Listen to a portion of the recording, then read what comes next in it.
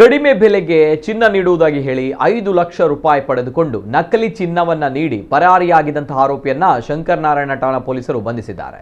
ಬಂಧಿತ ಆರೋಪಿಯನ್ನ ಚಿತ್ರದುರ್ಗ ಜಿಲ್ಲೆಯ ಜಯಪ್ರಕಾಶ್ ಡಿ ಎಂದು ಗುರುತಿಸಲಾಗಿದೆ. ಆರೋಪಿ ಜಯಪ್ರಕಾಶ್ ರಾಯಚೂರಿನ ಚಂದ್ರಭಂಡ ಗಣಮೂರು ನಿವಾಸಿ ಗೋಪಾಲ ಎಂಬುವರಿಗೆ ಕಡಿಮೆ ಬೆಲೆಗೆ ಚಿನ್ನ ನೀಡುವುದಾಗಿ ಹೇಳಿದ್ದ.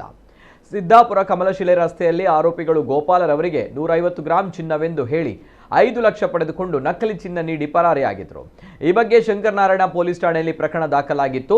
ಕುಂದಾಪುರ ಉಪವಿಭಾಗದ ಡಿವೈಎಸ್ಪಿ ಎಚ್.ಡಿ. ಕುಲಕರ್ಣಿ ಮಾರ್ಗದರ್ಶನದಲ್ಲಿ ಕೃತ್ಯದಲ್ಲಿ ಭಾಗಿಯಾಗಿದ್ದವರ ಪೈಕಿ ಆರೋಪಿ ಜಯಪ್ರಕಾಶನನ್ನ ಚಿತ್ರದುರ್ಗದ ಕೋಟೆ ಪ್ರದೇಶದಲ್ಲಿ ಬಂಧಿಸಲಾಗಿದೆ.